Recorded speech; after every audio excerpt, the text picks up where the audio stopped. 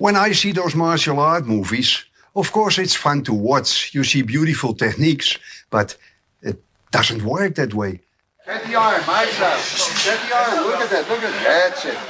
With a 9th Dan in Judo and a 10th Dan in Karate, Jon Bluming has a fearsome reputation as a fighter, both in the dojo and on the street. He is well known for speaking his mind. Bruce Lee never fought a championship or never really fought a real fight. Besides that, I don't think he is an example for the youth of USA, because he died of an overdose of drugs. Nobody wants to talk about it, but that's the damn truth. So here's no example. And if you see those guys like Siegel, it's beautiful movements.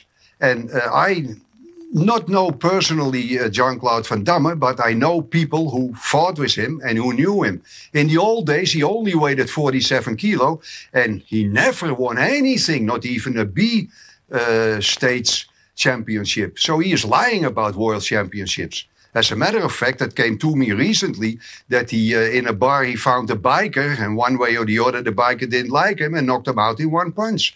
So, but they're good actors. I was always amazed when I saw a big pile of tiles. And then they go with the head, boom, straight through 25. Jeez. As one of the most qualified karate men in the world, you'd think that Jon Bluming could do it, if anyone could. I put 6 or 8 of those tiles in one piece, or 2 stones. And I went, whack! I nearly broke my wrist. I went through them, but it bothered me for a week. And I figured, 25 and with his head, impossible. It was during a training visit to Japan that he finally discovered the truth. Now we're walking around, and I see a big stack of tiles, ready to be broken and taken pictures of. So I walked to the tiles, picked up one. It was like I put a piece of paper. And I looked under it, and there was a big line carved, baked in it. The whole tile in the middle was not more than maybe a millimeter. I don't think a millimeter, I think a half millimeter. So no wonder 25 tiles, if you lean on them, you go straight through them. And that's the typical Japanese bullshit they play. And there were 5 pimps, and they boarded a friend of mine, and he wanted to know why. So we went over to where the car were, and that was by a garage, and out jumped 5 guys, and one picked up a hammer and he hit me right on the inside of my left foot. That hurt.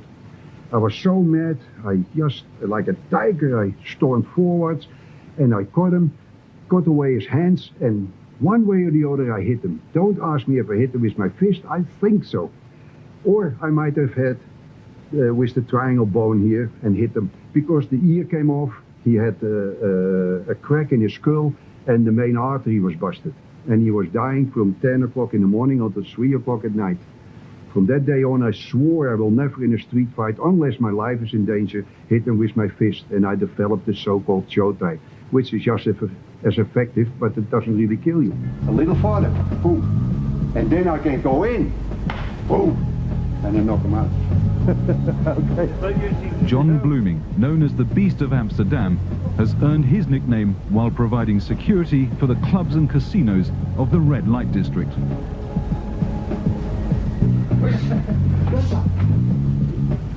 With a 10th Dan in karate and a 9th Dan in judo, he is a world-class martial artist. I always was interested in a kind of watertight system you can use on the streets in self-defense. Now don't forget, in the old days you didn't really need that much. And now you can hardly do without it. But anyway, I was always thinking, if you are against a boxer only with judo, you might get a punch more often than not, and you lose.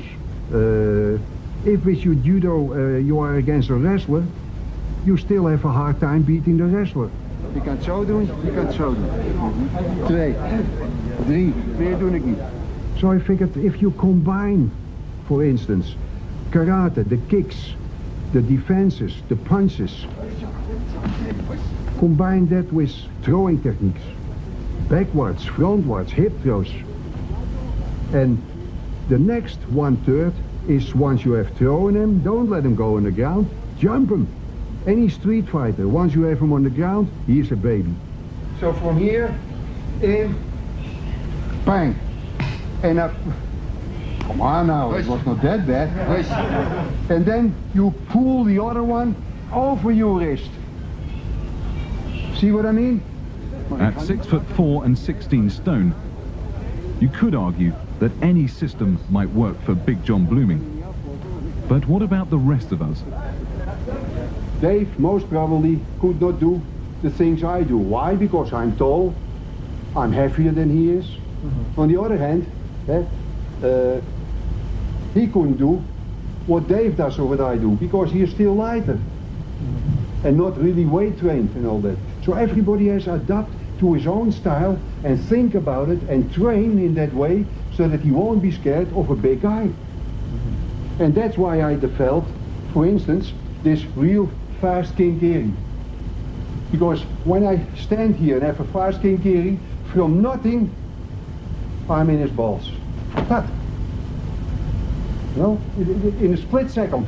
But, so he couldn't see it, he can't see it in my eyes. What I'm gonna do, I just give him a deadly stare. And I hit him, pop, right in the balls. And as soon as I hit his balls, it takes 1 or 2 seconds. And then he goes. And as soon as I hit the balls, I will move right in with showtime. Pop. When this is his head, pop.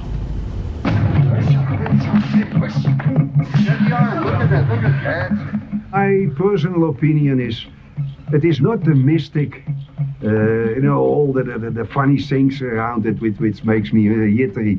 No, it is a hard way of life. Be yourself. Try to improve yourself. Try to be honest against everybody. But once you get shafted by somebody, really whack him. Boom! And then knock him out. I don't want to offend anybody if they like that to do that and they're happy, so the hell is it.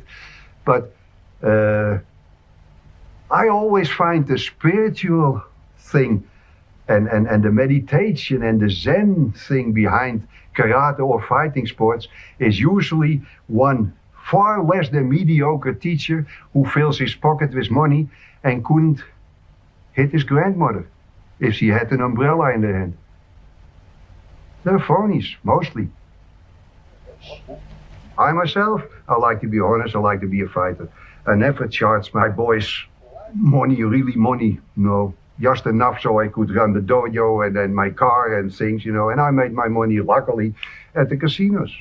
But the boys gave me a return, something which is far greater and far more value to me. Like an Olympic championship, a world championship. Chris Dolman, trained in Bluming's system, has been winning medals for years in free fighting. A fighting sport where anything goes.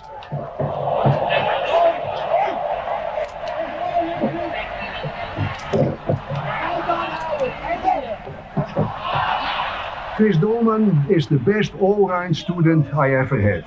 And he fought anybody who would like to fight with him. And he was a free fight champion when he was 50 years of age in '93 in Japan. He beat everybody, and not beat them, he beat the Russians, he beat them to a pulp.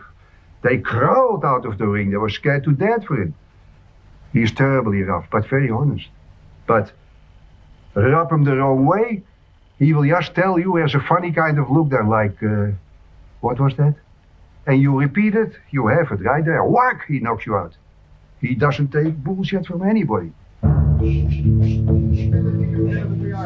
The way of the warrior for Jon Bluming is markedly different to most people we've filmed.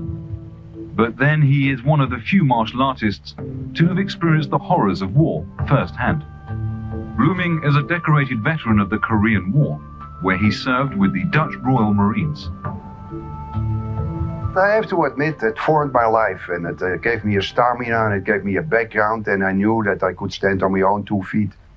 And when in Hong Song we had this big ambush and I saw in the night and I saw left and right my comrades die with bayonets up and all that, I never forget the lieutenant saying, boys, this is it, get your bayonets up. And I figured, oh Jesus, now what? But When we finally got out, I swore that this is the end. Never, ever will anybody touch my family or me or my friends, at least not unpunished.